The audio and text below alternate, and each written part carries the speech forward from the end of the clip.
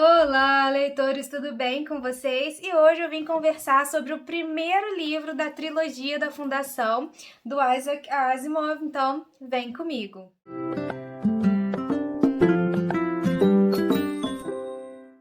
E aí, leitores, como é que vocês estão? Então, hoje eu vim conversar sobre apenas o primeiro livro, tá? Porque eu só terminei de ler o primeiro livro da trilogia da Fundação. O autor dessa trilogia aqui é o Isaac Asimov. Pelo que eu entendi aí, né, pelo que eu andei vendo aqui nos vídeos sobre livros, sobre esse livro aqui, esse autor é um dos autores mais maravilhosos do planeta, que todo mundo concorda que ele é o melhor. Eu acho engraçado porque, enfim, ele é o melhor ou um dos melhores, tipo, ele é o rei da ficção científica. Ele escreveu aquele livro Eu, Robô, né, que aí naquele livro Eu, Robô é o livro que deu a ideia, que deu a origem das leis da robótica, né, daqueles 3 comandos lá que os programadores, né, que as pessoas que trabalham com robótica ainda colocam, né, tanto nas inteligências artificiais quanto nos robôs. São aquelas 3 primeiras leis. Eu ainda não li o livro Eu, Robô, mas eu sei que é desse livro que vem as 3 leis primordiais da robótica, e que também foram, né, para as inteligências artificiais, para os computadores, para a computação também, para poder evitar o apocalipse robô, né, dos robôs matarem todos os humanos. Então, é desse livro do Isaac Asimov, o Eu, Robô, que saiu essas leis, mas enfim, eu estou lendo, eu nunca tinha lido nada desse autor, comecei aqui pela trilogia da Fundação, e eu sei que essa história não consiste em apenas uma trilogia, né, eu sei que tem mais livros sobre essa mesma história aqui, e eu sei que essa história é sobre o declínio e queda da Fundação, e ele foi inspirado por um livro sobre o declínio e queda, ou a queda do Império Romano. Então tem muito a ver com a questão da história do Império Romano, da queda, né, do Império Romano. Eu vou indicar para vocês um vídeo que fala sobre essa trilogia, que é bem completa. Eu vou indicar o vídeo da Tati Feltrin, lá do canal TLT. Vou deixar aqui nos cards. Cliquem aqui para assistir o vídeo, então confiram lá. Ela dá bastante informação sobre o autor, bastante informação sobre o que inspirou essa história aqui. Mas como já tem essas informações no vídeo dela, e essas informações já estão na maioria dos vídeos sobre esse livro, eu vim aqui, como o título do meu vídeo fala, eu vim falar da minha experiência ao ler esse livro, tá? E assim, pessoal, eu vou falar, eu já assisti muitos vídeos sobre esse livro e fiquei com muita vontade de ler, porque todo mundo me promete, todo mundo que já fez um vídeo sobre essa trilogia completa, fala que é um dos melhores livros que existem no planeta. Então a minha expectativa era tipo assim, meu Deus, qual que é o livro mais legal que eu já li de ficção científica, assim, tipo, que tem essa temática de, tipo assim, viagens interplanetárias e tal. Eu li o primeiro livro do Guia dos Mochileiros das Galáxias. Então, eu li o livro O Guia dos Mochileiros das Galáxias. Eu tenho a coleção aqui em casa, eu ainda tenho que terminar de ler a coleção, mas eu li o primeiro livro e eu amei o Guia do Mochileiro das Galáxias, né, o primeiro livro. Eu falei assim, meu Deus, se for muito melhor do que o Guia do Mochileiro das Galáxias, esse livro vai ser assim, ó, vai explodir a minha mente, vai ser o melhor livro de todos os tempos. Preciso ler. E aí eu comecei a ler. Ah, beleza, interessante. Pô, muito legal, muito legal, muito legal. E aí, gente, que daí foram passando os capítulos e a história foi ficando cada vez mais desconecta. E é uma das coisas que eu acho que me deu muita estranheza, que até a Tati Feltrin fala no vídeo dela, que às vezes esse livro, que às vezes ele fica parecendo que é um livro de contos, porque ele pula, tipo assim, um capítulo tem um grupo de personagem, né, um grupo de personagens ali, daí fala uma parte da história, daí acontecem coisas ali, o livro passa, é um livro com muitas ações, então tudo acontece muito rápido ali. E aí, quando às vezes encerra aquele capítulo, aquela parte do livro, pula não sei quantos anos no tempo e aí muda todo mundo. Já não tem mais ninguém que tava, tipo, você acabou de ler, sei lá, 50 páginas sobre um grupo de pessoas, nem 50 páginas, eu acho que não dá 50 páginas, sei lá. Você lê 20 páginas sobre um grupo de pessoas, aí quando aquela parte acaba, mudou tudo. Mudou o ano, tipo assim, pulou 50 anos, ou 30 anos, ou 75 anos, ou 175 anos, tipo assim, pulou, e não tem mais ninguém ali que você conhece da história. Tipo assim, começa meio que tudo do zero, de novo. E aí você tem que aprender o nome de todo mundo de novo, você tem que começar a entender, tipo assim, qual espaço-tempo eu estou, em qual planeta eu estou, porque, tipo assim, além de mudar todos os personagens, muda, às vezes, o planeta que você tá, tipo, a história já não tá mais naquele planeta, tá em outro planeta, às vezes tá lá do outro lado do universo, aí muda todos os personagens e muda a linha do tempo, tipo assim, pulou não sei quantos mil anos, daí você começa a ler e você tá perdido, e aí eu falo assim, tá, quem é essa pessoa que está aqui neste capítulo que nunca foi citada nas últimas 200 páginas que eu acabei de ler? Então, assim, me prometeram o melhor livro do planeta e eu não estou conseguindo considerar esse livro o melhor livro já escrito do universo. Então, assim, eu vou ser muito sincero com vocês, o livro é muito bem escrito. É muito bem escrito, eu entendo que, tipo assim, para poder dar conta do declínio daquele Império Galáctico, para poder contar a história da fundação, para poder contar a história do surgimento do novo Império, né, as coisas tinham que acontecer rápido, mas assim, cara, não é contado de um jeito que não faz muito sentido, às vezes, de uma parte do livro para outra. E eu fiquei muito perdida e eu tinha que voltar. Sem brincadeira, esse primeiro livro tem, nessa edição aqui, eu só li o primeiro livro, tá? Ah, e tem uma coisa, antes de eu continuar a falar. Todo mundo fala que o final do terceiro livro é o melhor final de todos os tempos. Então, eu só vou continuar lendo essa trilogia aqui porque eu ainda li só o primeiro volume e todo mundo fala que esse livro, né, que esse volume aqui, né, que a trilogia tem o melhor final de trilogia de todos os tempos, que o terceiro livro é maravilhoso e que o final do terceiro livro, quando você descobre aonde que é o outro planeta da fundação, que é o melhor final de todos. Então, eu vou continuar lendo a trilogia, né? Terminei o livro 1 e vou continuar lendo só na esperança de que o final do terceiro livro é realmente o melhor final de trilogia de todos os tempos. Porque, assim, não tô considerando...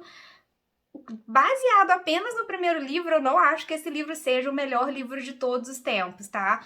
Estou dizendo que é um livro ruim? Não, claro que não. Não se desespere, tá? Pequeno fã de Asimov, não se desespere. Não estou falando que o livro é ruim, o livro é bom. Mas, baseado apenas no livro 1, não acho que seja o melhor livro já escrito no universo, tá? Mas vamos lá. O primeiro livro, ele tem 296 páginas nesse aqui. E aí o que acontecia? Eu tô lendo. Aí eu fiz marcações pra eu voltar, ó, e reler pra poder entender. Daí li. Aí, sei lá, cheguei na página 100, já não tinha mais ninguém que tava no começo. Daí eu falei assim, tá, Kathleen, só você é meio lesadinha. Volta, então, no começo do livro, lê tudo de novo pra você entender. E beleza, daí, ok, voltei na página 1, li tudo de novo. Aí eu falei assim, ah tá, não era eu que não tava entendendo não, é porque realmente não tem essas pessoas aqui nessa continuação. Reli, aí beleza, continuei. Aí mudou tudo de novo. Aí eu, não, tá mudando tudo de novo, não tem mais ninguém aqui que tava no começo. Aí quando chegou na página, acho que 176, eu tive que voltar umas 50 páginas, porque eu já não tava, tipo assim, de novo. Tipo, o que está acontecendo, aonde eu estou, em que planeta eu estou. Enfim, então, essa foi a minha experiência, tipo, confusa. E aí, ok, do que o livro se trata, né? Por que esse livro é tão amado assim? O livro começa com um personagem indo a um planeta que ele nunca tinha ido, que era o planeta que era o centro do Império Galáctico. E ele ia se encontrar com o Harry Seldon. Eu não sei, porque não escreve Harry, tipo Harry, não escreve assim, escreve Hari. Então eu não sei se a pronúncia continuaria daqui a... Porque a história começa daqui a 10 mil e não sei quantos anos. Então, em 10 mil anos no futuro, não sei qual que é a pronúncia de Harry. Escreve Hari, vou falar Harry porque é o nome mais próximo ali, né? Então o Harry Seldon, ele vai se encontrar com esse primeiro personagem ali para poder falar sobre um projeto que ele tem. E o Harry Seldon, ele é o maior psicohistoriador que existe na galáxia, ele é o maior estudioso de uma parte de uma nova ciência, né, que é a psicologia baseada em fatos históricos. Então ele analisa tudo de acordo com o que já aconteceu na história da humanidade. Então a psicohistória é a especialidade do Harry Seldon. E aí, ele vai contar para esse outro personagem que daqui a algum tempo o Império Galáctico vai cair e a humanidade vai entrar em 30 mil anos de Idade das Trevas, sabe assim, vai perder todo o conhecimento e aí vai entrar no caos por 30 mil anos e até a humanidade recuperar todo o conhecimento que tinha, vai demorar esses 30 mil anos, vai viver nas trevas e mais que ele tinha um plano para que esses 30 mil anos de Idade das Trevas virasse apenas 1000 anos. E ele ia usar a psicohistória para poder fazer essa diminuição. E aí ele tinha um plano. O plano do Harry Seldon era fazer uma fundação que ia ficar no final da galáxia, né, num dos países num dos planetas mais afastados, que era Terminus. Ele ia fazer uma fundação que ia escrever uma enciclopédia com todo o conhecimento da humanidade, porque daí através dessa enciclopédia, quando tivesse a queda do Império Galáctico, não ia haver a perda de todo o conhecimento da humanidade. Esse conhecimento ia estar salvo ali naquela enciclopédia. Então ele ia juntar um grupo de cientistas, né, os melhores cientistas escolhidos por ele, ia levar esses cientistas para esse planeta, e esse planeta ia viver em função de escrever essa enciclopédia. E aí eles iam passar o tanto de anos necessários ali escrevendo a enciclopédia com todo o conhecimento do universo, né, com todo o conhecimento que a raça humana acumulou até o ano de 10 mil, não sei o que lá, que é quando tá se passando ali a história. E só que quando o imperador, né, o pessoal ali descobre que o Harry Seldon tá ali falando que o Império Galáctico vai deixar de existir, que vai quebrar, que vai entrar, tipo, 30 mil anos de trevas, eles querem prender o Harry Seldon pra poder... porque eles meio que começam a acusar ele de ele ser a pessoa que vai causar a queda, mas sendo que a queda do Império é inevitável, não é o Harry Seldon que tá causando. Mas o pessoal ali, o imperador, o pessoal ali os governantes ali, né, do Império Galáctico querem prender o Harry Seldon pra tentar evitar isso, acho que meio que culpando ele. Só que aí o Harry Seldon, muito inteligente, passa uma lábia ali no pessoal, não é preso e ainda consegue meio que fazer o pessoal sem saber escolher o planeta que ele queria, que era Terminus.